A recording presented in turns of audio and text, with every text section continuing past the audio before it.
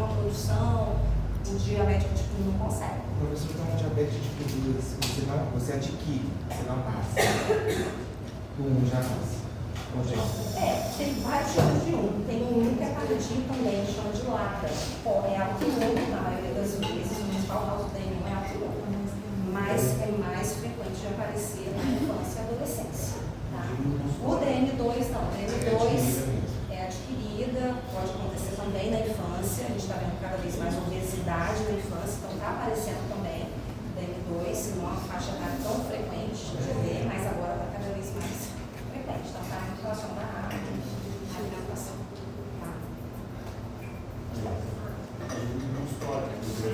Tá? Isso, foi. Então aqui, quando a gente tem essa adiposidade intraabdominal, então quando eu falo que a gordura visceral, o abdômen, é um marcador muito preciso. Muitas vezes a gente olha até mais para a cintura do que para o IMC, tá? Porque às vezes o IMC, o mesmo IMC, às vezes um tem uma circunferência abdominal muito diferente do outro. Tá? Então, a circunferência abdominal, essa produção de citocinas inflamatórias, ela é muito danosa. Então, inicialmente ali vai ter uma alta produção de ácidos graxos livres, isso vai levar ao aumento da resistência hepática à insulina, aumenta o fluxo hepático de glicose, aumenta muito a produção do VLDL, que é rico em triglicerídeo. Com isso, a gente vai ter maior produção de LDL, que são aquelas partículas mais pequenas e densas, que é o que dá mais alto, né? Tem predisposição a doenças cardiovasculares. E com o tempo, isso vai levando uma resistência à ação da insulina também perifericamente, diminui a utilização de glicose no músculo. Com o tempo, esse pâncreas vai sofrendo danos, né? E até chegar a uma baixa secreção de insulina e realmente um desenvolvimento de um diabetes franco aí. Então, só para a gente não esquecer, por que eu estou falando tanto dessa obesidade visceral e tudo mais. A prevalência de excesso de peso nos pacientes que têm diabetes do tipo 2, 90% tem sobrepeso ou obesidade. E falando um pouquinho de síndrome metabólica, que a gente vai ver o que é a definição de síndrome metabólica, a gente sabe que 1 em cada 3 adultos cursa tem síndrome metabólica, tá? Então, a gente tem vários critérios para a síndrome metabólica. Um critério que era muito utilizado antigamente era do NCEP, que a gente tem que ter 3 dos 5, que eu vou falar dos 5 critérios. Então, esse de antigamente, a gente tem que ter 3 dos 5. O mais utilizado, que é o da IDF, ele teve algumas mudanças. Então, primeiro eu vou falar o que tem das 5 características, né? Então, olha para o peso, que é a circunferência abdominal. Então, antigamente eles colocavam 102 centímetros para homens e 88 para mulheres. Dentro da parte de lipídios, triglicerídeo acima de 150, um HDL menor que 40 em homens e menor que 50 em mulheres, uma pressão arterial acima de 130 por 85 e uma glicemia de jejum maior que 110. Então, o da NCEP, esse daqui, você tinha que ter 3 de 5 desses critérios.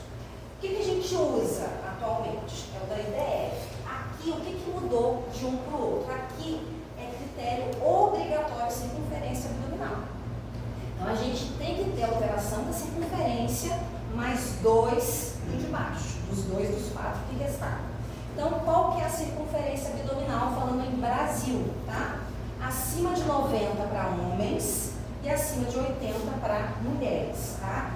Tendo isso, aí eu vou ver outras coisas. Tem triglicerídeo acima de 150, ou um HDL baixo, para o homem ou para a mulher, pressão acima. E a glicemia de jejum, que agora é acima de 100, não é 110 mais. Então, tendo um critério obrigatório com 2, define como síndrome metabólica. Obrigatório vai ser só o circunferência. Tem que ter 2 ou 3, entendeu? Então, obrigatório com mais 2 aqui de baixo. Ó. Então, aqui, síndrome metabólica, a ideia é que separou por etnia, que foi muito importante. Então, o Brasil ficou aqui, né? Acima de 90 centímetros homens, acima de 80 centímetros para as mulheres, mais 2 critérios os abaixo, ou um triglicerídeo alto, ou um HDL baixo, pressão ou glicemia maior que 100. Bom. Diabetes. O que é diabetes? É um grupo heterogêneo de distúrbios metabólicos que apresenta em comum a hiperglicemia. Tá? Então, é o aumento dos níveis de glicose no sangue. A hiperglicemia, ela vai ser um defeito na ação da insulina, um defeito na sua secreção ou em ambos. Então a gente sabe que o DN1 muitas vezes é um defeito na secreção, ele não está produzindo. Já o diabetes tipo 2, ele produz, mas também ele vai diminuir a secreção, mas ele também vai ter um defeito na sua ação. A ação dele não é efetiva. Então pode ser as duas situações. O diabetes tipo 1 é uma destruição autoimune das células beta. Então a principal causa do diabetes do tipo 1 é autoimune. Quando a gente tem anticorpos positivos, ele vai ser classificado como tipo 1A, quando tem anticorpos positivos. Quando a gente não acha a causa, o anticorpo veio negativo, ele vai ficar como 1B, como causa idiopática, tá?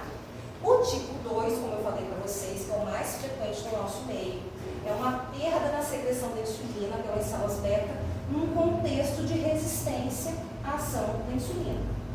Gestacional, geralmente o diagnóstico é mais frequente a partir do segundo trimestre, mas pode ser feito no primeiro, sem problema nenhum, porém, não é muito mais frequente do segundo trimestre para frente. A gente tem outros tipos de diabetes menos frequentes, tem o MOD, um diabetes genético, tem pâncreas exócrino, tem medicamentos que causam, né, diabetes. Então, basicamente, a gente vai focar mais tipo 1 e tipo 2. O tipo 2 que em torno de 80% a 90%, enquanto o tipo 1 em torno de 15% mais ou menos. Quais são os sintomas e sinais de hiperglicemia? A gente tem aqueles sintomas típicos e aqueles que são sugestivos, tá? Então, aqueles P's, né? Que a gente fala os 4 P's: poliúria, polidipsia, polifagia, perda de peso inexplicada e desidratação. Então, o diabetes tipo 1, dificilmente ele fica rodando por aí, ele não tem insulina produzida. Então, ele vai ter muito vômito, ele vai ter emagrecimento, ele vai ter muito sintoma, dependendo do caso, até abre um quadro de cetoacidose diabética, tá? Então, o diagnóstico, o paciente DN1, ele não fica rodando por aí. Então, é um paciente que, se passar mal, muitas vezes é internado e é feito o diagnóstico, tá? O DN2 já não vai ter esse quadro tão florido. Só vai estar florido desse jeito se ele estiver muito descompensado, tá? Então, se ele tiver um diabetes de longa data, pegou alguma infecção, aí descompensa, ele vai ter, né, bastante descompensação. Mas no início do diagnóstico ali, muitas vezes, ele não tem tantos sintomas. E quais são os sugestivos? Então, noctúria é aquele paciente que às vezes não tinha hábito de acordar à noite para fazer xixi, passou a levantar 3 vezes. Visão borrada, aquela visão turva, embaçada, que é muito frequente. Cansaço, infecções recorrentes, é muito frequente candidíase, principalmente no sexo feminino, né, acaba perdendo mais açúcar no xixi, é porta de entrada ali para infecções vaginais. Má cicatrização de feridas. E também a gente tem que pensar alguma descompensação quando é DN1. O DN1, geralmente, como eu falei para vocês, eles não ficam circulando sem diagnóstico. Então a gente só começa a fazer rastreio para diabetes do tipo 1 5 anos depois que ele foi diagnosticado como diabetes. O DN2 não. A partir do momento que ele é diagnosticado, ele já tem que dosar microalbuminúria da urina, ele já tem que fazer exames cardíacos, porque pode ser que ele já tinha diabetes anos e não sabia. Então, o DN2 a gente já começa a rastrear desde o diagnóstico.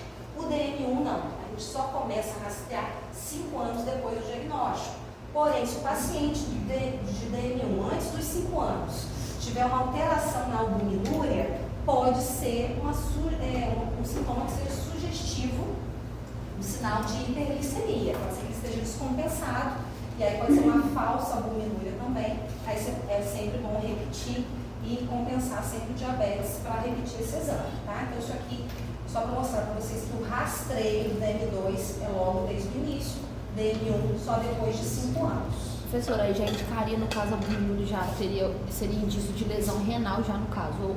Então, mas você nunca pode só com uma, você tem que repetir. Porque se o diabetes está descompensado, se ele fez exercício, às vezes no dia anterior, tudo isso auxilia. Infecção urinária.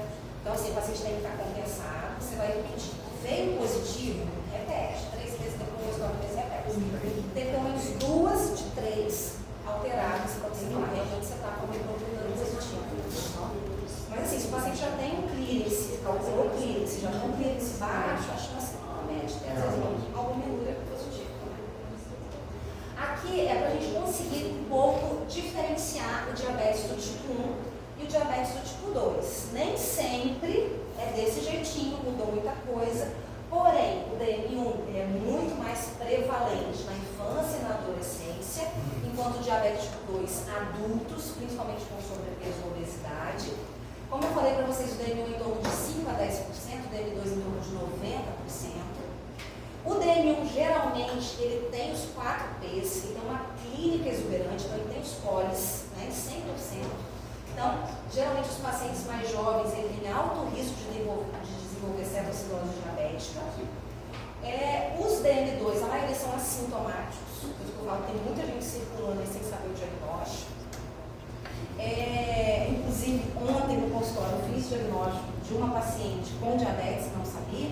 Foi porque o filho achou que ela estava, mas levou, que ela não estava acreditando, mas estava acima do peso, uma alimentação totalmente irregular. Aí veio aplicada 8,6, seria alta, triglicerídeo estava 700 milhões. Tá tudo assim, tá com o pé pra frente, vai mudar tudo, começar do zero. Então assim, da maioria das vezes, os pacientes, estão assintomáticos. Então, foi fazer um exame porque o filho falou, não, vou fazer um exame, tá reclamando de cansaço, tá mais agitado. Então assim, tem que tomar muito cuidado. Geralmente esses pacientes têm achados clínicos de resistência insulínica. Então a gente tem a cantose nígricans, que é um marcador, né, no exame físico. A gente tem aquelas tipo umas verguinhas que a gente chama de acrocórnons, também é um marcador de resistência insulínica, tá? Os triglicerídeos altos também é um marcador mais que fala dessa parte de descompensação metabólica, então é um paciente que a gente tem que estar olhando. Peptídeo C baixo, DM1, geralmente quando eu tenho muitas vezes dúvida, a gente vai ver que tem algumas situações que você pode ficar na dúvida se é um diabetes tipo 1 ou tipo 2. Como que a gente sabe que é um DM1? A gente pode pedir dosagem do peptídeo C. O peptídeo C, quando a gente secreta a insulina do pâncreas, a gente tem a proinsulina, que é o peptídeo C ligado a uma molécula de insulina. Então, quando a gente libera uma insulina, a gente libera o peptídeo C numa fração equimolar, que a gente fala, na mesma quantidade. Porém, a dosagem da insulina não é muito confiável, ela é muito variável, o ensaio é ruim, a meia-vida também da insulina é mais curta. Então, para dosar a insulina, tem vários viés, né? Já o peptídeo C ele é mais fidedigno. Então, só quero saber se o meu pâncreas está secretando insulina, eu vou dosar peptídeo C. Peptídeo C está dentro ali do normal, do valor de referência, ok. Peptídeo C veio baixo, ou seja, não está produzindo insulina. Qual que é importante também? Fazer um peptídeo C, não é um peptídeo C em jejum. Se eu estou em jejum, teoricamente eu não vou liberar. Ele é baixo, um falso baixo. Então, o ideal é você pedir esse paciente para dosar um peptídeo C 2 horas depois que ele se alimentar, para ele ingerir uma refeição mista, que tenha carboidrato, mas que tenha proteína. Então, geralmente eu falo assim, eu preciso que o senhor faça esse exame 2 horas depois que o senhor tomar café. Mas nesse café da manhã tem que ter um queijo, um pãozinho, ou tem que ter um ovo com pão, tem que ter proteína, tem que ter carboidrato. 2 horas você vai chegar lá e vai dosar esse peptídeo C. Que aí a gente vai ter um peptídeo C realmente fiel. E aí veio normal, ok, não é DM1. Veio baixo, realmente, se você está suspeitando que seja DM1, só acaba de comprovar, tá? Então isso é o diagnóstico. Mas a gente não vai ficar dosando em todo mundo. Se você acha só se é DM1, porque às vezes é um DM2, abriu um quadro mais tardio, mas começou com remédio, um paciente que está perdendo peso, que não compensa, você está suspeitando que seja um DM1. Tá? Ele é mais caro, professor, o exame? Por isso que não faz ele de caro? Não, porque não tem que ficar. É um exame assim, não é que é barato, mas para que você vai dosar uma coisa que às vezes vai vir um peptídeo alto, um paciente DM2. É mais para quando você está na dúvida. Então a gente vai. Então, o diagnóstico vai ser glicada, vai ser glicemia. DM2 de longa data, ele pode ter um peptídeo C baixo? Então, com o tempo, o diabetes tipo 2 inicialmente ele responde bem a remédios. Com o tempo, o pâncreas vai sofrendo aquela glicotoxicidade. Então, a gente tem grande chance de precisar de insulina, às vezes em um certo momento, não compensa mais. E pode chegar num determinado ponto que precisa até nem responder mais ao remédio, só fica com insulina. Então ele pode progredir para como se fosse uma falência secundária, a gente fala. Tá? Então, com anos de DM2 isso pode acontecer. Tá? Então, anticorpos. Quando a gente está suspeitando também DM1, né, dependendo da idade, você está querendo saber se tem autoimunidade, você pode pedir anticorpos. A gente tem vários anticorpos. O anti-GAD, né, é o mais frequente, é muito comum em adultos. O ICA é muito frequente nas crianças, na infância, mas eu vou falar para vocês depois, tem uma tabelinha dos anticorpos. Geralmente, a gente sabe que sobrepeso e obesidade não exclui DM1, tá? Então, aquele paciente que às vezes chegou um paciente mais na infância, ali com sobrepeso, você está na dúvida se é DM1, DM2, às vezes dosar anticorpos ou peptídeo C, tá? Mas hoje em dia não é exclusão mais. Antigamente, é gordinha DM2, magrinha DM1. Não tem isso mais, tá? Tá tudo misturado. Outra coisa, o DM2, ele tem, como eu falei para vocês, muita associação, ele tem uma história familiar muito mais importante, tá?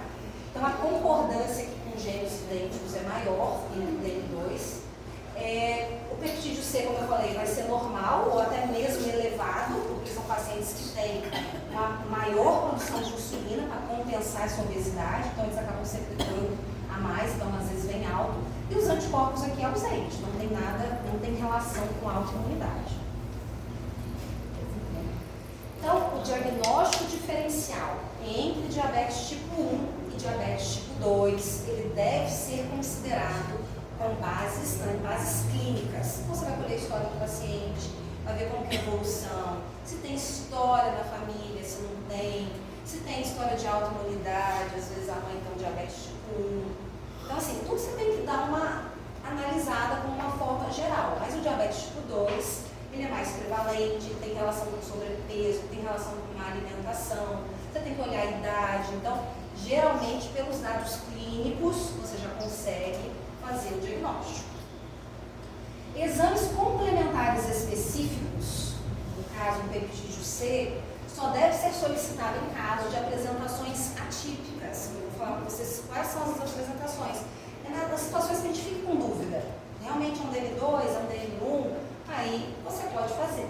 Quais são essas apresentações atípicas? Por exemplo, uma clínica insidiosa em criança, uma criança que chega lá com acantose nigricans, obesidade, uma desglicemia leve, você está na dúvida ali, será que tem algum anticorpo positivo, será que é DM1, será que realmente é um DM2, uma criança de 9 anos, você fica, pode dosar, dosa um peptídeo C, dosa anticorpos, ver se tem, né, essa autoimunidade ali positiva. Necessidade de início de insulinoterapia nos primeiros anos após o diagnóstico em adulto. Então, tudo bem, tem um paciente, DM2, que você vai fazer o diagnóstico aplicado às vezes de 12. Não quer dizer que é um paciente que você vai suspeitar. Aí, com o tempo, usou insulina, às vezes compensou, você vai colocar ele num remédio oral. Está tomando remédio, nossa, continua, tá lá, 3 classes de medicamento aplicada 12, 13, está com todas as polis, emagrecimento. Aí você tem que levantar a hipótese. E aí, investigar.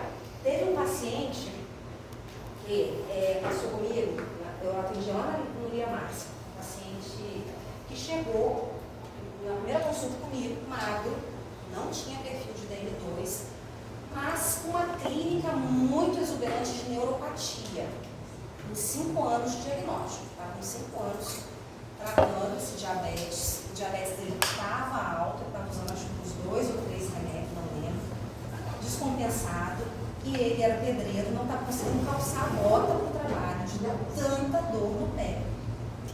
E aí eu fiquei, porque assim, muito curto, 5 anos, já com a neuropatia, naquele nível, e não conseguindo controlar, magro, eu pensei, é um diabetes tipo 1, pelo que parece. Pedi anticorpos, pedi peptídeo C, e veio um LADA, veio um anticorpos positivo. Então, é um diabetes tipo 1 tardio, ou seja, ele descobriu já em torno dos seus 40 e poucos anos. E aí comecei a tratar a neuropatia, só usando insulina, né? Melhorou muito a qualidade de vida dele, mas são complicações que muitas vezes não reverte. Ele vai ter que adaptar, né, a neuropatia. Então, assim, são situações que a gente tem que pensar. Um DN2 progrediu tão rapidamente, não tem tanto perfil, não está controlando, eu tenho que pensar no DN1 tardio. Então, está na suspeita, aí pede um peptídeo C. Não vou ficar dosando para todo mundo. São essas situações pontuais. Surgimento abrupto em adultos, sem fatores desencadeantes para hiperglicemia, aquele paciente sem obesidade, magro, e ou com história de autoimunidade. Então, abriu um quadro muito rápido, não tem fator desencadeante e tudo mais, então você pode estar suspeitando PET. Outra situação, cetoacidose diabética, ao diagnóstico em adultos, que evoluiu para baixas doses de insulina, especialmente em associação com obesidade. Então, na verdade, é um DM2 que abriu um quadro, ou seja, ele produz insulina, mas ele tem uma baixa reserva. Esses pacientes, muitas vezes, eles entram nessa categoria do MOD, que é um monogenético. Então, eu tive um paciente justamente com esse quadro, foi muito assim, foi um diabetes na residência de endócrino. Ele entrou em cetoacidose, foi medicado com insulina, depois começou a fazer com dose baixa de insulina, hipoglicemia, saiu da insulina, ficou só com remédio e a glicada lá baixinha, maravilhosa. Então, assim, ele não era um DM1. Ele abriu um quadro de cetoacidose que a gente confunde com DM1, mas nem sempre. Então, era um diabetes diferente, que a gente chama de MOD, mas aí você pode dosar. Na dúvida, fez uma cetoacidose, mas agora ele não está usando mais insulina, dose com peptídeo C, dose anticorpos, se tiver dúvida. Então, não é para todo mundo que a gente vai ficar fazendo toda essa busca, tá? Então, diabetes tipo 1, deficiência absoluta na produção de insulina, secundária destruição autoimune ou uma causa idiopática dessa destruição das células. Frequente de acontecer todo esse quadro, como eu falei, de polimúria, polidispsia, polifagia, perda de peso, é um DM1 ou um DM2 que esteja descompensado. E como que é a fisiopatologia do DM1? Como eu falei para vocês, o DM1 ele vai ter uma predisposição genética. Então, ele tem a massa das células beta toda bonitinha lá e tem a predisposição genética. Em algum momento, vai ter um fator que vai desencadear todo esse processo. Pode ser um vírus, pode ser um fator ambiental, pode ser um Covid. Teve muitas pessoas que se envolveram depois do Covid. O DM1 ele já tinha uma predisposição e só foi um fator que iniciou. Então, depois que ele tem esse contato, começa a surgir ali uma inflamação das células beta. Nesse primeiro momento, começa a aparecer os anticorpos, essa autoimunidade, vai iniciando ali aquela intolerância à glicose, um pré-diabetes. Porém, o início do diabetes só acontece quando ele tem 80% das células beta acometidas. Aí aqui ele vai ter muita clínica. Então, inicialmente, ele pode ser aquela criança que às vezes a glicemia não está tão alta, mas que você vai dosar um anticorpo e vai vir positivo. Às vezes você vai achar ele nessa fase aqui, ó, uma fase ainda pré-clínica, que está começando, ele ainda não entrou no quadro. Então, aí você vai ter que ficar acompanhando. Vê um anticorpo positivo, vai acompanhando de perto e sempre orientar a mãe, porque se abrir um quadro, às vezes pegar alguma infecção, pode ser que abra um quadro e apareça sintomas mais exuberantes, tá? Então, o diabetes tipo 1 é assim, quando ele abre o quadro, é muito sintomático. Só a partir de 5 anos, de diabetes tipo 1, seria... Aí seria mais para rastrear complicações. Aí, geralmente, proteinúria, né, sempre a parte renal, o oftalmo, sempre encaminhando a parte de visão, né, para ver se tem uma coisa de retinopatia. Neuropatia, você pode fazer testes no próprio consultório. Geralmente é isso, parte cardíaca, oftalmo, ver neuropatia e função renal. Mas aí DM2 teve diagnóstico? Caminha para o caminha. Mas assim, o oftalmo tem que ir, mas tem que estar com diabetes mais controlado. Se ele tiver com a glicada de 12, também atrapalha o exame. Então tem que controlar a glicose primeiro, mas depois encaminhar.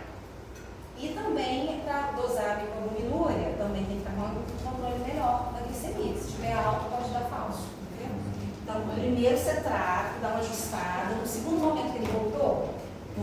meses, aí você começa a caminhar, entendeu? Mas o DM1 é só 5 anos depois, porque eles não vão ter o DM2 por ser assintomático, ele já pode estar, assim, muito tempo sofrendo a ação dessa glicose aumentada, sem a gente ter noção de tempo. O DM1 não. Quando ele abre o quadro, a gente já sabe que foi naquele momento mesmo. Então, as complicações só depois de 5 anos, por isso que já tem todo esse protocolo de rastreio. Mas se o anticorpo é positivo. Não, aí você não precisa ficar rastreando, não. Você só vai ficar acompanhando esse desenvolvimento de diabetes. Porque às vezes ele nem desenvolveu um quadro de diabetes que você tem que entrar com insulina. Vamos complicar essa fase inicial ainda É. de autoimunidade. É só acompanhar. Ficar Só fazendo acompanhar. exames periódicos, De de 4 em 4, 6 em 6 meses, vendo glicose, glicada, orientando a alimentação, tentando dar uma.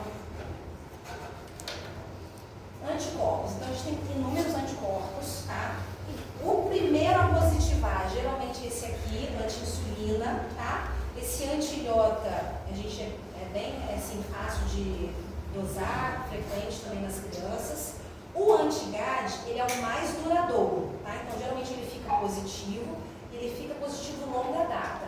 Então o anti-GAD geralmente é mais fácil da gente dosar até no adulto, no LADA, ou num diabetes, né, tipo ali, por volta dos 20 anos. O anti-A2 e tem esse anti-ZNT8, que ele é mais específico, ele tem uma elevada especificidade. Confesso que eu nunca solicitei esse anti-ZNT8, geralmente eu peço ICA, anti-insulina e o anti-GAD, que geralmente o anti-GAD, quando vem positivo, vem pelo menos 2 ou 1, mas geralmente eu nunca, nem sei se o convênio cobra esse aqui, ó, tem alta, nunca cheguei a pedir não. O que é importante? Existem pacientes que pode ter um anticorpo positivo e nunca desenvolver também. Por isso que a gente não pode estar dosando. Por quê? Às vezes vai dosar sem ter motivo para dosar, vem positivo. Eu já estava pensando. O pai e a mãe dessa criança nunca vai dormir na vida. E nunca vai ter nada. Então, o número de anticorpos, quantidade, é mais importante de que um só elevado. Então, por exemplo, eu vou dosar um anti-GAD e anti-ilhota num paciente. Ele tem um anti-GAD positivo, o anti-ilhota não. O outro tem anti-GAD e anti-ilhota. Então, esse que tem 2, ele tem muito mais chance de realmente desenvolver. Então, até 4% dos indivíduos normais podem ser positivos para anticorpo anti-ilhota, mas apenas 0,06 dos normais serão positivos para 2 ou mais. Então, a fração de positividade para 2 anticorpos é muito pequena para ele ficar ali sem desenvolver nada. Então, um anticorpo só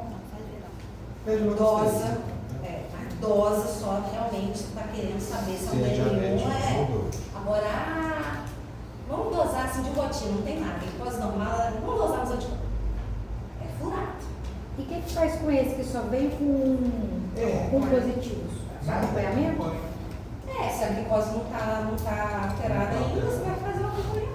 E o dos 2 já entra com alguma... Não, também não. Só se Não, você mas a vai glicose- tratar se a glicose estiver alta. Só para abrir. Tá? Mas assim, ele vai aumentar, com certeza. Você não toma noção. Qualquer Você hora. vai ficar acompanhando aquela Vai criança. ter que ficar mais. Qualquer hora, pô. DM2. Diabetes tipo 2, olha, é multipontos na fisiopatologia. Enquanto o DM1 lá é aquela autoimunidade e tal, né, deixou de secretar, não. Aqui o DM2 são vários pontos. Então, a nível de pâncreas, ele pode ter uma secreção de insulina deteriorada, ele pode ter uma secreção de glucagon aumentado, ou seja, ele tem esse desbalanço. Ele vai ter uma produção hepática de glicose aumentada, disfunção de neurotransmissores, captação periférica de glicose reduzida a nível de músculo, reabsorção de glicose aumentada pelo rim, lipólise aumentada, efeito incretínico reduzido. Então, tudo isso contribui para o aumento da glicose. Então, diabetes tipo 2 são vários pontos e a gente tem remédio para cada ponto desse aqui. Entendeu? Então, por isso que muitas vezes a gente associa 2 remédios para atuar. Eu quero melhorar a resistência à insulina aqui na periferia e vou passar um inibidor de SGLT2. Vai atuar em 2 coisas diferentes. Então, são vários pontos a gente consegue atuar. Professor, tem como a gente então rastrear qual, tipo, é tipo subtipo ou a pessoa tem... Não, isso aqui você vai entender, assim, o diabético acontece isso aqui. Tudo isso aqui é a fisiopatologia do DM2. Ele vai ter lipólise aumentada, ele tem reabsorção de glicose aumentada. Tem. DM2 tem tudo isso. Se eu tinha Ou uma Não. coisa ou outra. Não, diabetes, tudo isso aqui contribui para isso. Tá? É isso aí. O Então, que assim, é feito em cretina reduzido? Eu não sei. incretinas são as incretinas que são produzidas no intestino. GLP-1, GIP. Então, o paciente diabético Ele tem tem isso uma reduzido. menor. A meia-vida das incretinas dele é menor. A nossa é menor. E aí acaba que a gente usa medicamentos para aumentar a duração da Fica mais incretina. tempo. Você em pique. Né? Tá bom? Claro. Então, qual que é a patogênese? Então, o nome disso aqui é octeto de Defronzo. Então, esses 8 pontos, octeto de Defronzo. Quem descreveu? Ralph Defronzo, né? Ele está vivo. Parece Ele que foi é aqui, um deu uma palestra no último ato agora, velhinho lá, mas cara inteligente. Então, o que ele falou? Patogênese do DM2, quais são as implicações? Então, muitos anos atrás ele já falava, um tratamento efetivo exige múltiplas drogas em combinação.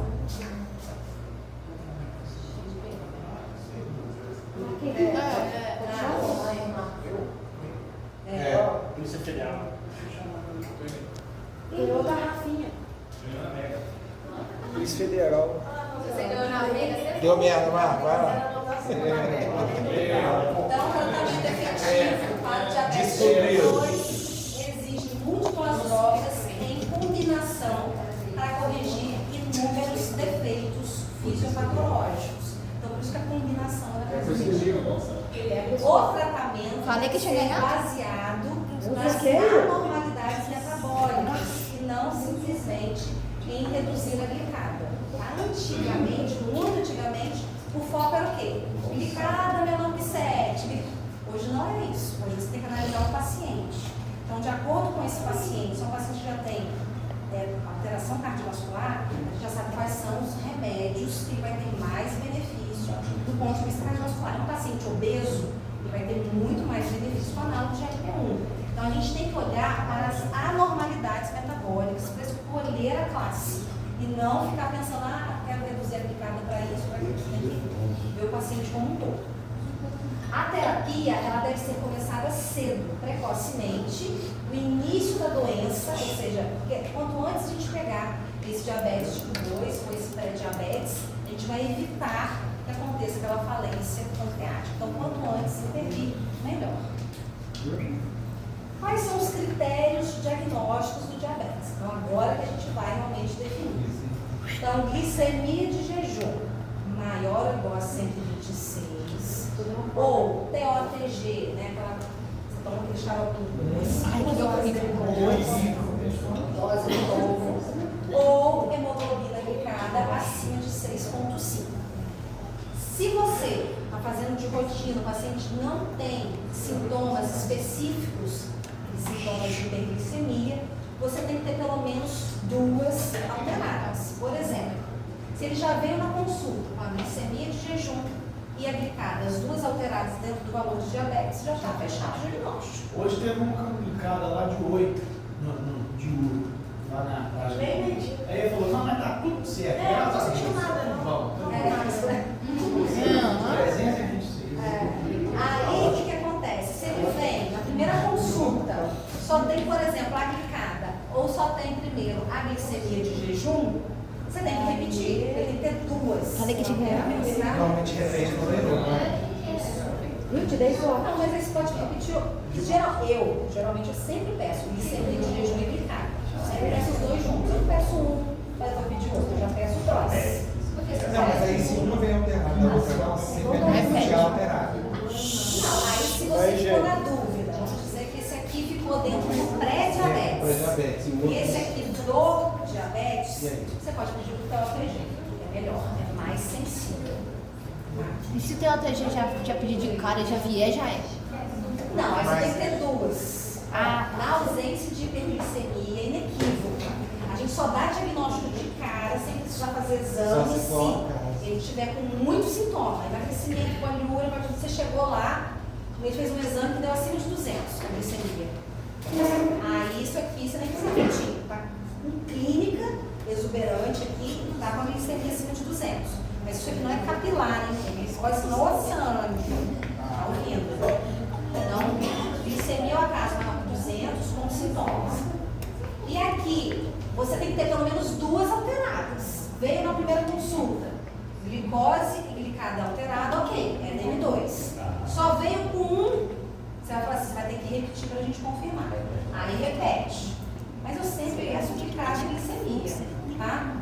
Aí ficou na dúvida, às vezes um dentro do pré, o outro dentro do diabetes. Você pode pedir um TLTG, ou pedir para repetir de novo, enfim. Mas tem que ter 2 dentro do valor para você confirmar que é diabetes, tá? Então, isso daqui é das últimas décadas, que sempre foi esse. Aí aqui é um novo critério. Agora, Então aquele outro não tá valendo, não. Hã? O outro Esse não tá hoje já valendo. acabou de aprender. Não, continua valendo. Ah, Mas só que agora tem esse novo parâmetro aqui. Glicemia de TOTG após 1 hora, que antes era 2 horas. Agora, esse daqui com novos valores, ó.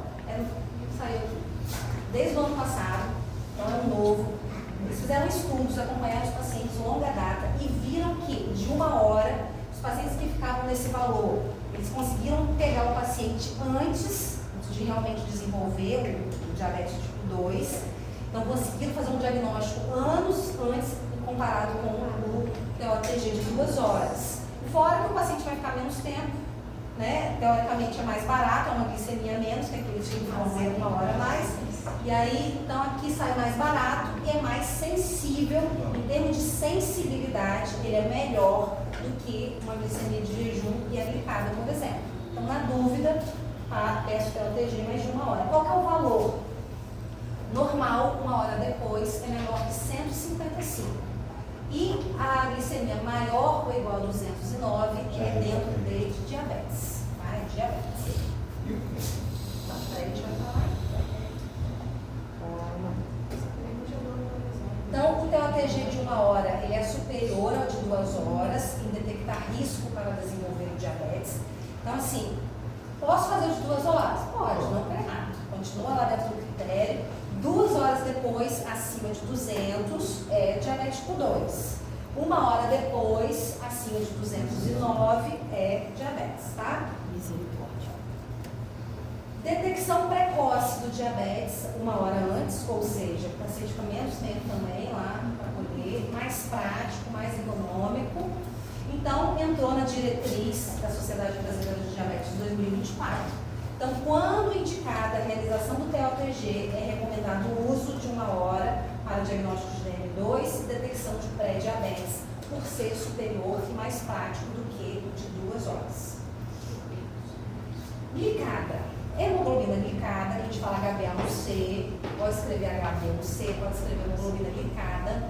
É o marcador laboratorial que reflete a média dos últimos 3 meses, tá? Então, quando eu olho lá, glicemia de jejum, eu estou olhando só aquela medida que o paciente acordou naquele dia. Quando eu olho a hemoglobina glicada, eu estou olhando 3 meses para trás, tá? Então, é um valor para a gente fiel. De acordo com o nível dessa hemoglobina glicada, a gente sabe tem várias demonstrações de risco de complicações, então ela é bem fiel. Ela resulta da ligação da glicose na hemoglobinadas hemácias.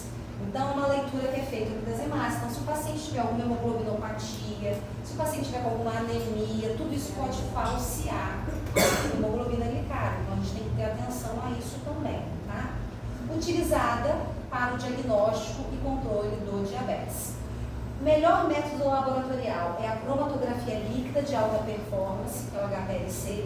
Então, é interessante, às vezes, a gente olhar qual que é o método que o laboratório está usando, porque às vezes também pode ser um método que não é nem validado, né? Então, olhar esse método. É o padrão ouro para dosagem, é esse método HPLC. Alta precisão, ele identifica variantes de hemoglobina, e é o método utilizado nos laboratórios que são certificados. Frutosamina. O que é a frutosamina? A a gente viu que a hemoglobina glicada é a glicose que está ligada à hemácia. Aqui a frutosamina é a glicose que vai estar ligada à albumina. Então, a meia-vida da albumina, como é de 14 dias, a gente tem uma noção aí da glicemia dos últimos 14 dias. Porém, ela não tem a equivalência que a hemoglobina glicada tem. A hemoglobina glicada já tem assim, a hemoglobina glicada de 7 é uma média de glicose de tanto. A frutosamina não tem isso. Ela só dá um valor de referência, ou vai estar acima daquilo, ou vai estar abaixo. Então, a gente não tem trabalhos mostrando se tem complicação relacionada a valores, isso não tem, tá? Mas quando que eu doso frutosamina? É para dosar para todo mundo? Não. Então, é um método alternativo para a gente conseguir avaliar o controle em pacientes que tenham condições que alterem a hemoglobina glicada. Como eu falei para vocês, pacientes com hemoglobinopatias, muitas vezes vai vir alterada essa hemoglobina glicada. Então, não vai ser fiel para mim. Então, eu posso dosar uma frutosamina para ver se está muito alta, se está baixa, como é que está. Outra coisa também seria a gestação. Na gravidez, a glicada, a mulher na gestação costuma ter anemia. Então, a glicada geralmente ela é falsa, não serve diagnóstico na gestação. Tá? A não ser que ela tenha um diabetes prévio, e aí você quer ver quanto ela estava antes de engravidar e como que ela ficou ali no primeiro trimestre. Agora, para gestante que diagnosticou ali na gestação, não serve para nada. Tá? Então, a frutosamina só para te dar uma noção, mas na gestação tem que ser ponta de dedo, para você manter o controle. Então, o papel da frutosamina como fator preditivo para o desenvolvimento de complicações ainda não foi determinado, é muito diferente da hemoglobina glicada. Então, a gente só vai pedir frutosamina em caso de hemoglobinopatia, se você quiser ver como é que está esse controle, ou na gestação.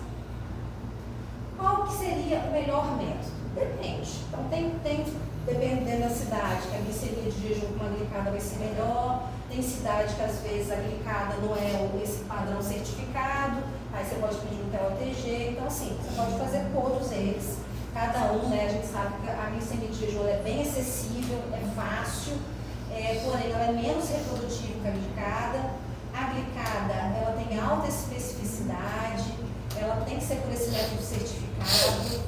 A glicemia pós-TOTG ela é mais sensível, apesar de ser mais oneroso, mas ela, a gente mostrou agora, né, principalmente nesse de 1 hora, que foi uma sensibilidade superior, tá? Então, quando for pedir esses, somente o de 1 hora. Melhor. Pediu 2 horas, pegou um teste de 2 horas, não está errado. Mas agora, já que você tem um valor para 1 hora, é muito melhor para o paciente. Aí, nesse caso, a gente vai ter que avisar o Você sempre laboratório, coloca, porque geralmente é o de 2, né? Não, você sempre tem que escrever TOTG, né, teste oral de tolerância à glicose, aí tem de 50 gramas ou 75 gramas de destrose, geralmente coloca 75 gramas de destrose, 1 hora. Ou você pede 120, mas tem que especificar quanto tempo. Entendi. Quando já assinou Não me ensinou, gente? aqui no Brasil, é valorizado esse na fotografia? Então, não é tudo laboratório. Os que são certificados usam esse método. Mas se Não é todo mundo. Não, aí você vai ter que ver, ou você entra no laboratório, nos exames e olha lá qual que é o. Ou quando ele te trouxer o ensaio lá, você olha qual é o ensaio que eles usam. E aí você pode pedir para repetir em outro lugar, caso você não esteja de acordo, entendeu? Quais os critérios diagnósticos para o pré-diabetes? Então, pré-diabetes, normal é menor que 100, tá? Jejum entre 100 e 125 é pré-diabetes. 2 horas após o TOTG, entre 140 e 199, a gente viu que acima de 200, no de 2 horas é diabetes. E glicada entre 5,7 e 6,4 é pré. De 6,5 para cima é diabetes. Diferente do diabetes, né, que a gente tem lá, precisa ter dois exames diferentes, ou mesmo exame porém em momentos diferentes, para diagnosticar. Aqui você veio com uma glicemia de jejum alterada, a glicada é normal, mas dentro do pré-diabetes você já fala que é pré-diabetes, tá?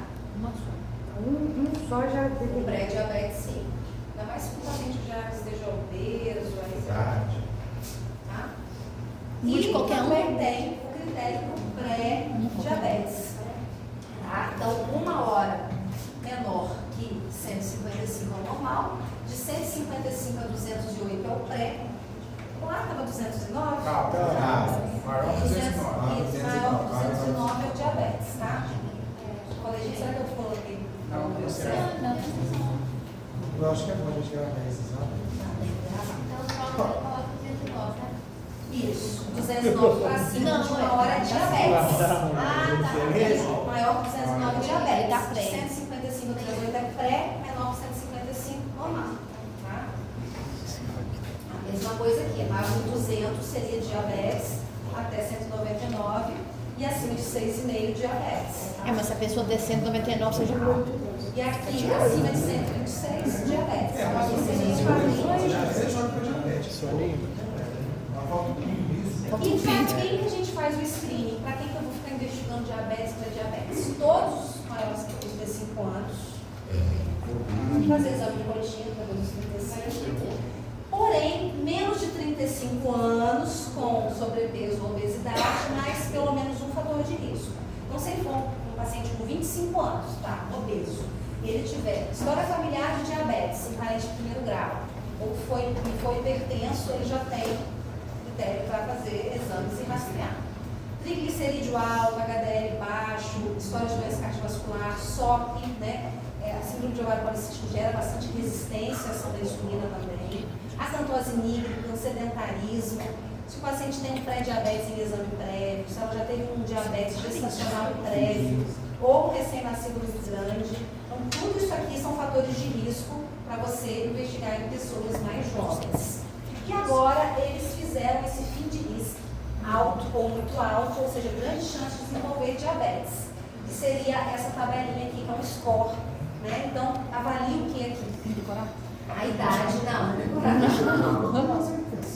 Então, isso aqui é só para a gente ter, eles fizeram esse risco de desenvolvimento de diabetes em 10 anos. Então, de acordo com a pontuação, quem tem maior risco, tá? Então, por exemplo, a idade, pontua aqui até 4 pontos, o IMC, circunferência abdominal homem e mulher, né? Se você pratica atividade física, 30 minutos, com que frequência você come legumes, verduras, grãos, você já tomou algum remédio de pressão alta ou é hipertenso, aqui se for pressão alta já pontua 2 pontos.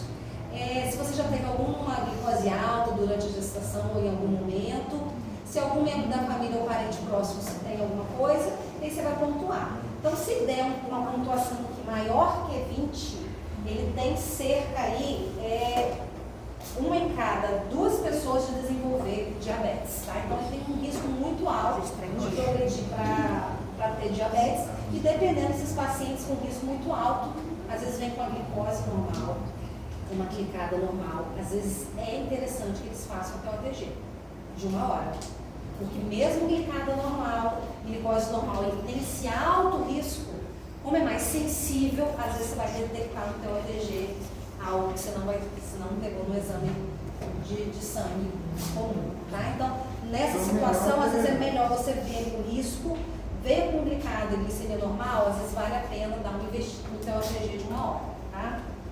Deve repetir o screening a cada 3 anos, depende de cada um, porém se você achou que progrediu, era um paciente magro, ganhou muito peso, ou ele desenvolveu hipertensão, outros fatores de risco, às vezes rastreia de novo, tá? E será que o pré-diabetes, ele importa? Tem que tratar? Sim. 50% de desenvolver doença cardiovascular, os pacientes que têm pré-diabetes, eles também tem complicações micro e macro. Olha a curva aqui do pré-diabetes. Então, vários estudos mostrou, né, que já tem complicações antes mesmo de desenvolver diabetes franco. E o risco de progredir para diabetes em torno de 5 a 10% por ano. Então, aqui existe um risco de progressão para diabetes do tipo 2 de acordo com a hemoglobina glicada desse pré-diabetes. Então, se é uma glicada ali menor do que 6, está ali 5,8, ele tem um risco de progressão em torno de 25% para diabetes tipo 2. Porém, uma glicada acima de 6 já tem um risco de 50%. Então, é isso que eu sempre falo para o paciente, pré-diabetes não é um nome muito que o endócrino gosta, pré. Então, às vezes o paciente fala assim, pré-doença, não é nada não, pré-diabetes. Não dá importância. Então, assim, sei lá, vou dar o nome, diabetes inicial. alimentação. E aí, quando tem uma glicada já acima de 6, é bom intervir logo. Entra com remédio, intensifica exercício, muda estilo de vida, mas já entra com medicação, tá? Não fica... Mas então o pré-diabético já toma, já sabe. Claro que é pré-diabético, a pessoa também. Toma pré-diabético, glifage. O estudo para vocês com pré-diabetes foi feito com metformina na dose de 850, 2 vezes ao dia. É o glifage. Dose alta. Uai, tem uma fórmula aqui, E como que é nos octogenários? Então, pacientes com mais de 75 anos, foi visto que quem tem pré-diabetes nessa idade, a progressão de mortalidade por diabetes é uma fração bem pequena. Então, não é para a gente já, acima de 75 anos, deu pré-diabetes, não precisar ficar, o paciente já é polimedicado, vai com calma, repete essa hemoglobina glicada, às vezes conversa um pouquinho sobre a alimentação, muda alguma coisinha, às vezes é um paciente idoso, come muita fruta, não sei, às vezes é alguma coisinha que você pode mexer, mas não precisa tomar remédio logo. Então, sempre repete nessa situação dessa idade, porque a gente sabe que a progressão ela é baixa, tá? Quais são os pilares do tratamento, então? Mudança de estilo de vida e medicamentoso, tá? Então, esse estudo, um estudo lá dos anos 2000, que foi o DPP, bem antigo, ele mostrou que o tratamento não farmacológico, os pacientes que foram submetidos à atividade física, os pacientes que perderam 7% do peso, conseguiram controlar a glicemia, reverter esse pré-diabetes, fazendo uma atividade física de 150 minutos por semana. Então, a atividade física ela é crucial e muitas vezes a intervenção com só exercício já basta, tá? Então, eles compararam essa mudança de estilo de vida, ela foi muito mais efetiva, reduziu 58% o risco de progressão para diabetes do tipo 2, comparando com aquele grupo que usou metformina, que foi uma redução de 31%. Então, mudar estilo de vida, fazer exercício físico é crucial para esses pacientes.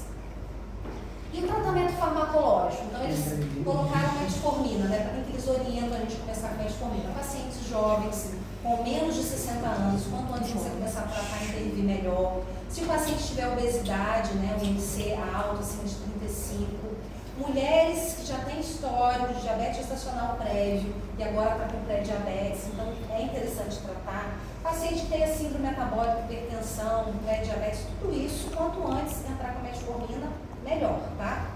E o DPP, como eu falei para vocês, a dose que eles usaram para o tratamento do pré-diabetes foi 850 miligramas, 2 vezes ao dia de metformina. Qual que foi o objetivo do tratamento? Normalizar a glicemia mesmo, tirar ele do pré-diabetes.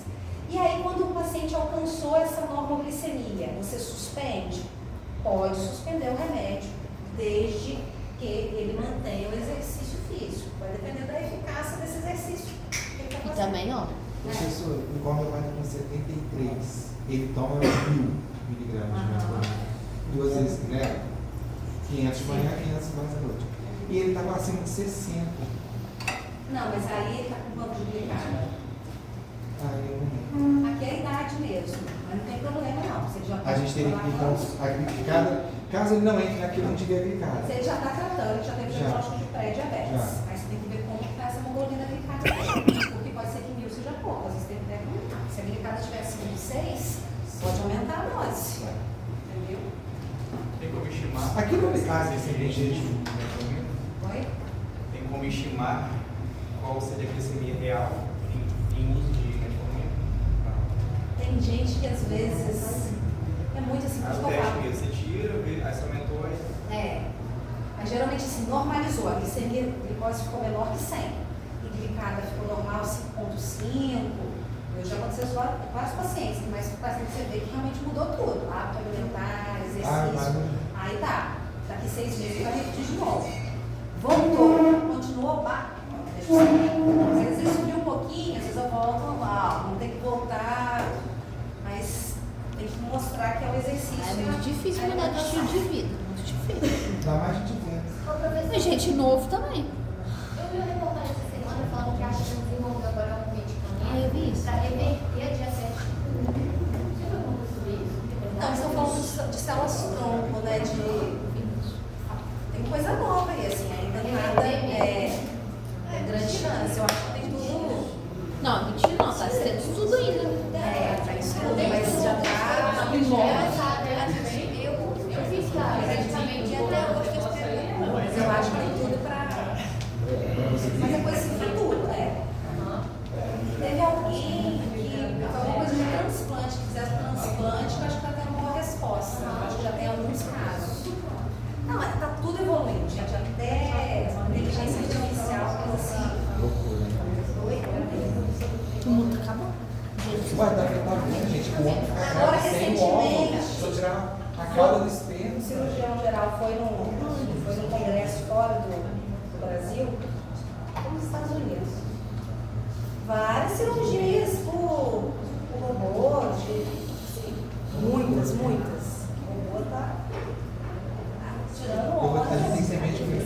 cardíaca, pelo amor de Deus. Mas o Cirurgião próprio vai ter robô que gastar operando ou também. robótica? O próprio robô operando? Robô operando. O cirurgião não vai ter mais vez mais não, tá bom. A coisa só tá. Então, assim, eu acho que o diabetes tipo 1 futuramente pode ser. Por isso que você endossa. Transplantes não são- Eu vou ser endócrino no troço, mas aí eu quero ficar bom. A gente vai liberar sobre isso. Professor, calma. Ó, então aqui, posso considerar outros medicamentos para pré-diabetes? Então, aquele estudo maior que eu deveria, como eu falei para vocês, que foi em 2002, foi usando a metformina 2 vezes ao dia. Mas a gente tem outros estudos, tá? Pioglitazona, liraglutida. Olha a liraglutida como teve benefício. Uma redução de progressão de 79% para diabetes do tipo 2. Então, assim, depende também da situação do paciente, né? O que o paciente pode investir no tratamento. Mas é um paciente que chega com você com obesidade. É um paciente que tem um pré-diabetes, se ele puder ser análogo de GLP-1, Uma benção. vai conseguir perder peso e reverter o diabetes. Então, as medicações eficazes vai depender muito, sim, da análise, custo, efetividade. Não tem estudo para todas ainda, mas você vai ter que analisar isso e colocar na ponta ali do lápis, individualizar o tratamento, tá? Individualização. Na ADA 2023, foi mostrado que a pioglitazona, a gente vai ver as classes na próxima semana, mas a pioglitazona em pacientes que tiveram histórico de AVC, ou pacientes que têm um pré-diabetes, a pioglitazona ela foi capaz de reduzir um novo evento de AVC e infarto. Mas a gente vai ver que a pioglitazona, ela também aumentou o índice de fratura. Então, assim, depende da pessoa. Se for uma mulher na menopausa, às vezes é muito mais risco você colocar uma pioglitazona para ter um benefício do AVC. Agora, se for um homem, pode ser, seja uma boa opção, tá? Então, tudo isso a gente tem que levar, mas mostrou realmente que reduziu um novo evento de AVC em quem fez uso de pioglitazona. Vai ter que outro país. Já que a gente está fora, mas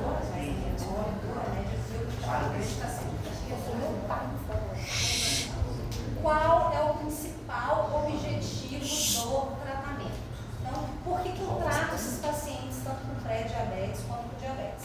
Eu quero, não é controlar apenas mente glicada, não, eu quero controlar que ele evite complicações, tanto micro quanto macrovascular. Então, para acontecer essa redução, eu tenho que controlar a glicemia, eu tenho que controlar os lipídios, eu tenho que controlar a pressão. Então, é um conjunto.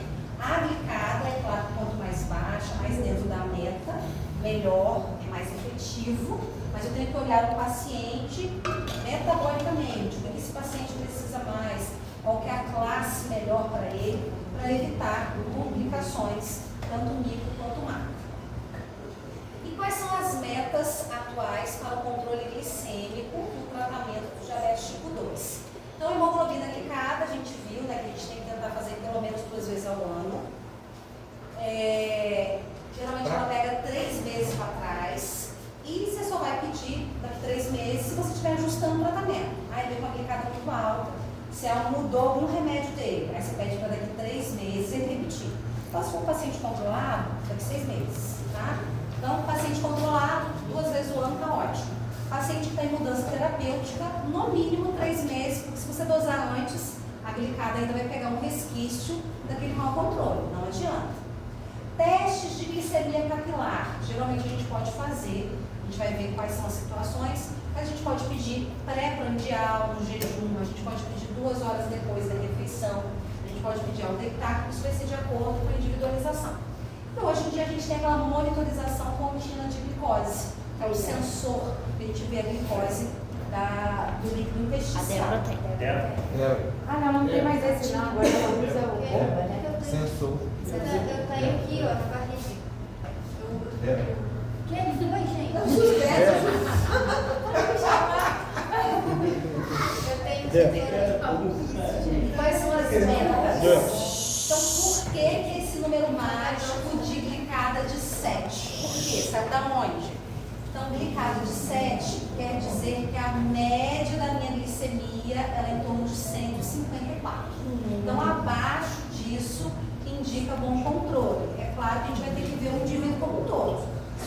idoso ativo, ótimo, quanto mais baixo, 7, 6,5 melhor.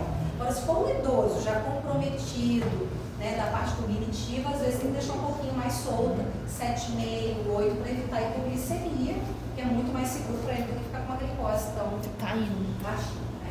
Mas essa glicada de 7 é para quem já tem um pré, quem já tem diabetes. Aí pré já é menos, né? Que é que você Pensando em falou de diabetes. 6? É diabetes. Você falou É de 6 pro meu 6,5. pai? Não, aí é pré-diabetes. Isso. Aí ok, mas estou falando assim, metas de glicada dentro do diabetes, para ser Ah, bom controle, menor que 7. entendi. Se for um paciente jovem, sem muitas complicações, paciente ativo, quanto mais baixa a glicada, mais dentro do normal, 6,5 a 7, melhor. Entendi. Agora, se for um indivíduo muito comprometido, aí não é você deixar tão baixo, porque às vezes ele pode fazer hipoglicemia, para ele é pior. Então aqui a gente tem as metas, ó, metas estão relacionadas com as comorbidades e não com a idade. Então se eu pego aqui um paciente DM1 ou DM2, qual que é a meta? Glicada abaixo de 7, glicemia de jejum ou pré-prandial até 130, 2 horas depois que come menor que 180, ao deitar ali em torno de 150. O idoso saudável, basicamente a mesma coisa, uma glicada abaixo de 7,5, mas aqui são os mesmos parâmetros. Agora, se eu pego um idoso comprometido, essa glicada sobe um pouco, tá? E se eu pego um idoso muito comprometido, você não quer nem evitar, você quer evitar hiper e hipo, você deixa ele ali, mas assim, não tem aquela meta restritiva, porque você tem que olhar o paciente como um todo. Aqui eles colocam até como o idoso muito comprometido, aquele paciente com uma doença terminal, é um paciente funcionalmente grave, com um cognitivo bem comprometido. Então, esse aqui você não pode deixar ele com a glicada tão baixa, porque às vezes é um paciente que não consegue nem pedir água, mas ele vai pedir comida, vai também hipoglicemia não morrer. Então, nessas situações, o controle mais baixo possível. Agora, um indivíduo saudável, ele com poucas comorbidades, um estado funcional preservado, quanto mais baixa a glicada, mais dentro do normal para ele, melhor. Mais tempo sem ter complicações. Então, em idosos com diabetes, com o objetivo de evitar a hipoglicemia, a meta da glicada menor que 8,5 deve ser considerada quando o status funcional dele estiver comprometido, se ele tiver síndrome de fragilidade, presença de comorbidades que limitam a expectativa de vida ou uma alteração da função cognitiva. Então, nessas situações, não precisa ser tão restritivo. Então, aqui estou mostrando que o controle glicêmico intensivo nos desfechos clínicos, então a gente tem estudos tanto no diabetes tipo 1, que foi o DCCT, quanto no KPDS com DM2, que mostrou a redução das complicações microvasculares quanto maior foi a intensidade desse tratamento.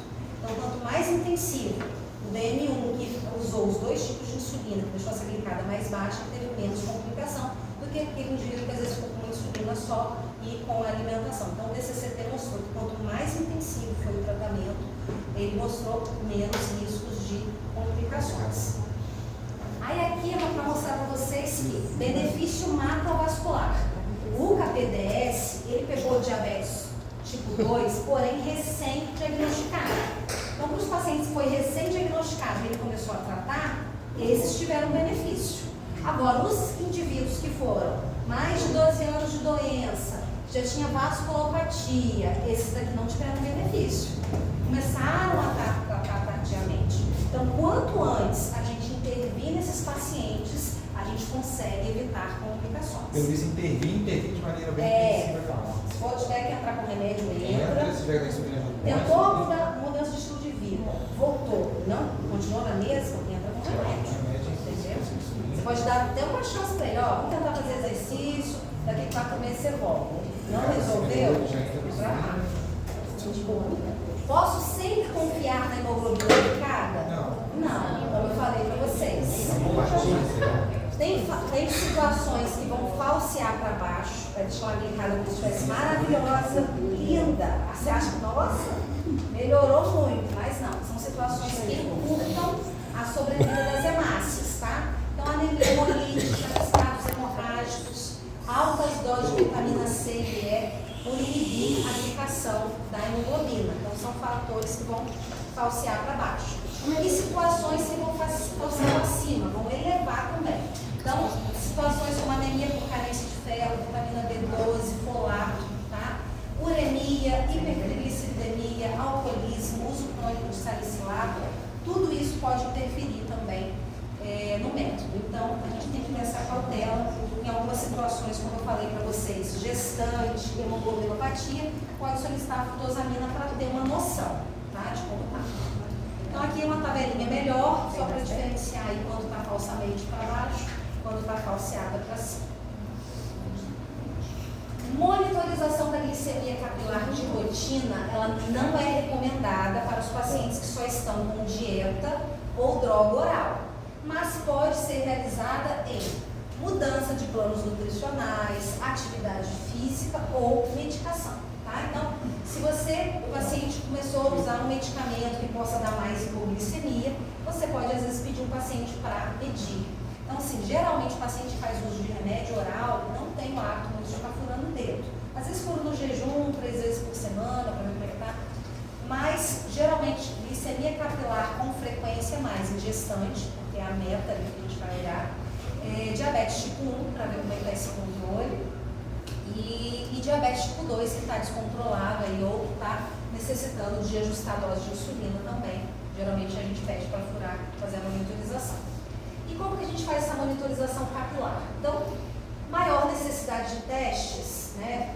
6 testes no dia ou 3 vezes por semana, em que situações? Se você começou a usar insulina, iniciou a insulina para esse paciente, é bom de fazer uma monitorização. Se esse paciente está internado ou ficou internado, você quer ver como está a evolução dele. Hipoglicemias graves, para tentar diagnosticar qual o momento da hipo, para ajustar também o tratamento. Uso de corticoide, que costuma subir muito também a glicemia, principalmente na parte da tarde e noite. Então, tudo isso você tem que pedir para monitorar, às vezes com mais frequência. Menor necessidade, os pacientes ambulatoriais que estão bem controlados, né, que a glicada está certinha, você faz, pode faz 2 vezes por semana. Às vezes o paciente gosta de fazer. Monitorização de glicose intersticial. Então, esse é o mais novo, né? A gente já tem, sem ser o livre, a gente já tem outros no mercado. Mas aqui, pra gente, é um outro parâmetro de visualização, tá? Então, aqui o paciente tem um sensor que fica acoplado, ele é do tamanho de uma moedinha de R$1, fica acoplado.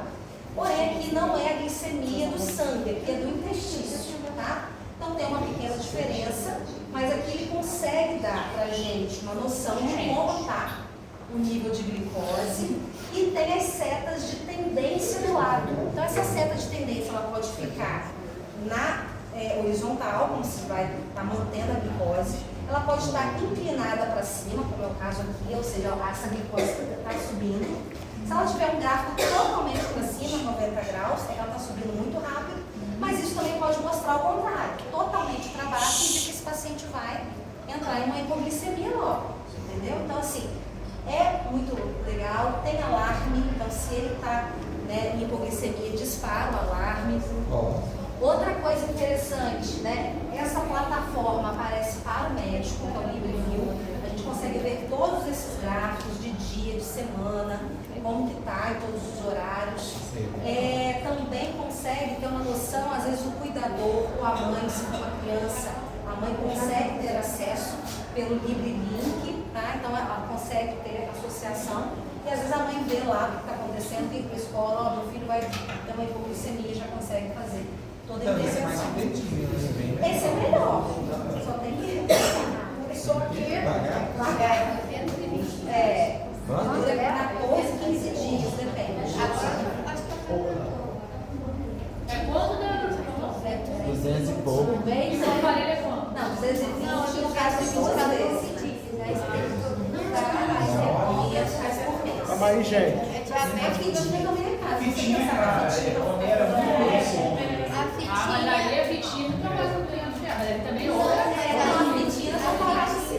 A Fitinha tem que pedir as 3 ferramentas por dia. Esse a gente mostra toda hora. Fora que Não é toda hora que consegue pedir, Aqui, o que acontece? Eu posso mostrar. Gente do céu. Caraca, hein, velho? Vocês estão fazendo avanço hoje, hein? Eu já tô tá. Vou tomar, ué. Ó, existe esse relatório aqui do sensor, que aparece pra gente, que é o relatório AGP. E aí ele dá uma média estimada da hemoglobina glicada. Quanto a hemoglobina glicada mais ou menos está? 17%. O ideal é uma média da glicose de acordo com os gráficos. O que a gente geralmente tem que olhar? É esse intervalo-alvo. Quanto mais esse paciente ficar acima de 70% aqui, no intervalo-alvo, que é de 70 a 180, melhor. Porque às vezes o paciente está aqui, eu vou mostrar para vocês vão ver, uma glicada de 7, mas às vezes o paciente está fazendo muita hipo, o ideal aqui é de 4% para menos, ela de hipoglicemia, e às vezes ele está muito aqui, no intervalo-alvo ele está baixo, mas ele está com a mesma glicada de um outro que está com o intervalo-alvo melhor. Então o intervalo-alvo é melhor de referência para a gente estar olhando, mostra para a gente o quanto esse paciente está realmente dentro da meta, tá? E por que é 70%? Porque os 70% desse time range aqui que a gente fala, quer dizer que é uma glicada estimada em torno de 6,7. Então, quanto mais ele ficar nesse 70% no alvo, ele vai ter uma glicada de 6,7. Professor, pode voltar o slide, fazendo favor? Não pode. Esse, por favor. Nesse gráfico que mostra pra gente, ele dá esse intervalo alvo, que é uma glicemia que varia de 70 a 180. Você coloca no registro quanto você quer que varia a glicemia. Aí você coloca o intervalo alvo de 70 a 180. Eu quero que esse paciente fique no intervalo alvo de 70% para cima. Aqui nesse caso ele está 51, tá? Ele está fazendo ainda muita hipoglicemia, eu quero que ele faça menos hipo. Eu quero que ele faça menos hiper, tá ficando 30% acima de 180, está subindo ainda. Então eu quero que ele melhore isso aqui. Ele ficando com isso aqui em 70%, isso equivale a uma glicada de 6,7%. Entendeu? Então, quais são as metas, né? No DM1 e no DM2? Intervalo no alvo acima de 70%, naquela hipoglicemia eu quero menor que 4%, a hipoglicemia mais grave menor que 1%, e nas hiperglicemias lá menor que 25%. Isso seria o ideal, tá? Idoso, né? Se for um idoso, você está com risco de hipoglicemia, tal, aí você vai deixar um intervalo ali maior que 50%, uma hiperglicemia ali menor que 50%, e tentar menos hipoglicemia possível. Aí você que escolhe, professor, da pessoa? Tipo programa? Não, então. O programa lá é o mesmo. No intervalo alvo você até consegue digitar. Geralmente ele já vem no intervalo fixo aí. Mas para o idoso, isso que é a meta. Na hora que você for analisar esse gráfico que aparecer para você, aí vai aparecer assim. Aí vai aparecer para mim lá. Nos últimos 14 dias, paciente do 30 de agosto a 2 de setembro. Aparece isso aqui.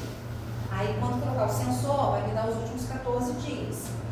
Aí isso aqui aparece para mim. Aí eu já vou falar para ele, se for um idoso, não precisa ficar tão baixo, tá? O alvo dele tá bom. Agora se for um DM1 ou um DM2, que é um intervalo 50, a gente tem que ver onde está errando. Aí eu tenho gráficos de dias, de semanas aí que eu consigo, você está subindo mais em tal horário. A gente consegue ajustar, entendeu? Legal, isso aí é tecnologia.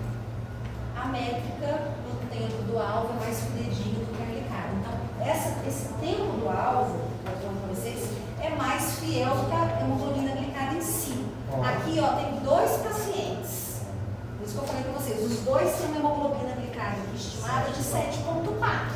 Porém, esse aqui está com intervalo no alvo de 41%. Esse aqui está fazendo 9% de hipo, 33% de hiper. Aqui, esse aqui já está melhor, 60%. Porém, está dando uma mesma hemoglobina glicada aqui. Então, olhar o tempo no alvo é muito mais fidedigno do que olhar a hemoglobina glicada, entendeu? Então, o ideal é a gente olhar isso aqui. Então, quanto melhor ele estiver aqui no intervalo no alvo, eu tenho certeza que a glicada vai vir boa. Então, a gente tem dieta, exercício, remédio e insulina, se for o último caso, em alguns pacientes. Então, a alimentação todo mundo sabe, controlar lipídio, a parte pressórica, manter um peso adequado, tudo isso é importante. Exercício físico, como eu falei para vocês, a duração e a frequência do estudo mostrou que 150 minutos por semana já foi efetivo na perda de peso e na reversão do pré-diabetes. Então, é crucial que faça exercício físico. Também o exercício físico tem os riscos. Em que situações? Se for um paciente que está super ajustado, vamos dizer que seja um paciente usando insulina, então assim, a glicada está bonitinha. Mas no dia que ele vai fazer exercício, ele faz hipo. Ele tem que usar menos insulina, porque ele está gastando. Então, tudo isso tem que ser ajustado. Hiperglicemia também pode acontecer se for um paciente aderente ao tratamento. O paciente pode ter exacerbação de doença cardiovascular. Então, tudo isso a gente tem que olhar antes de liberar o paciente para exercício físico. Lesões ortopédicas, se tiver uma neuropatia, às vezes pisa de forma errada, então pode desenvolver uma lesão. E hemorragia retiniana também, dependendo do controle do esforço desse exercício, pode ter hemorragia na retina. Então, olhar o controle desse paciente para liberar o exercício. Aqui seriam exames complementares, como eu falei para vocês, tem que começar a rastrear o paciente DM2 desde o diagnóstico, DM1 a partir dos 5 anos. Microalbuminúria, fundo de olho, exames cardíacos, sempre está olhando o perfil lipídico, peptídeo C ou anticorpos naquelas situações específicas. Aqui tem até a figurinha, ó, a pró-insulina, que é peptídeo C ligado à insulina. Quando ela é crivada, libera uma insulina para cada peptídeo C. Então, quando a gente dosa o peptídeo C, a gente está avaliando o quanto de insulina esse paciente secreta. Tá? E aqui seria o parâmetro ideal do tratamento do diabetes. Então, glicada abaixo de 7, o colesterol a gente tem que estratificar de acordo com o risco cardiovascular desses pacientes. Lembrando que a maioria está com diabetes já é alto risco, tá? Então, já é níveis bem abaixo do recomendado. Então, aqui tem até a meta do LDL, né? Então, se aquele paciente diabético tipo 1 ou 2 com doença estabelecida, menor que 55 de LDL, se for um risco muito alto, com 2 fatores de risco menor que 70, risco alto menor que 100, moderado ou baixo menor que 100. Então, assim, de 100 para baixo é diabético, eu tenho que ficar de 100 para baixo. Depende, se já tem acometimento cardíaco, deixa lá de 55 para baixo. E agora, as questões para a gente finalizar com chave de ouro. Oh my God!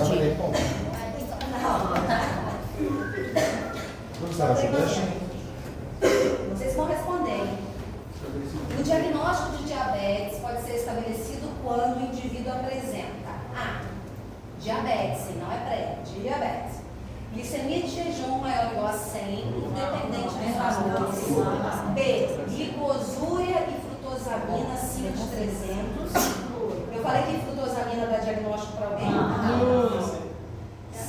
Glicemia de jejum maior ou igual a 126, ou 2 horas após sobrecarga menor que 200, 2 horas ou sobrecarga acima de 6,5. D. Glicosúria ou cetonúria positiva.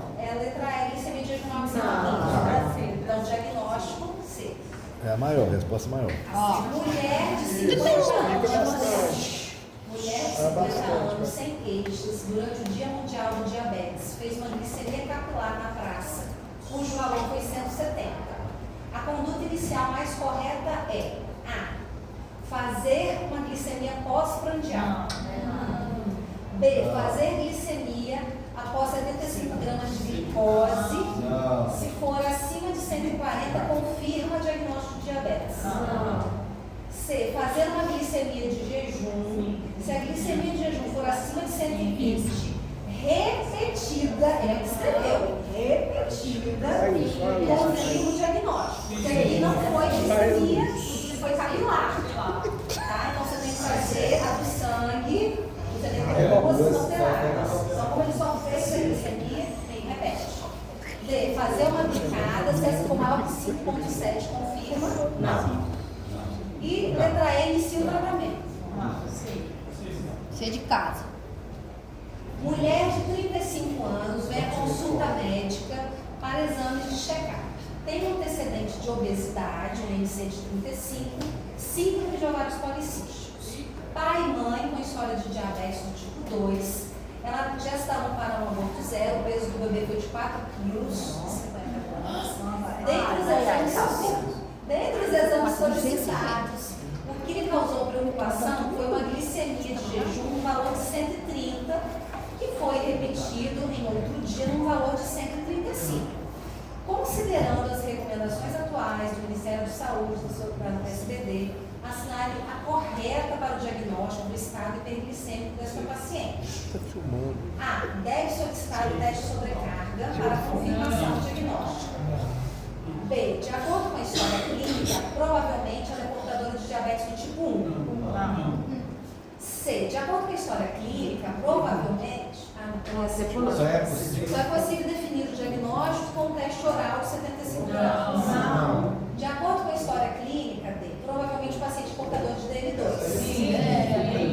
Letra E. A melhor conduta para esclarecimento é repetir a glicemia de jejum e solicitar. Não precisa, porque ela tem duas Só a medidas prova cai chave acima, de jejum. Acima de 126. Tem história familiar, tem um bebê gig, tem SOP, tem tudo Obeso. que o DM2 Vai todo lascado. Ou vai tem pra professor clínico de todos os lados. Suas provas é mais ou menos assim também. Quem que é? Depende dessas questões aí. Aí ela bota só a questão. Ela bota só a questão. Ajuda nós. Ela bota uma questão dessa, né? Vai ser Alimentar. assim, claro, deve ser assim, não.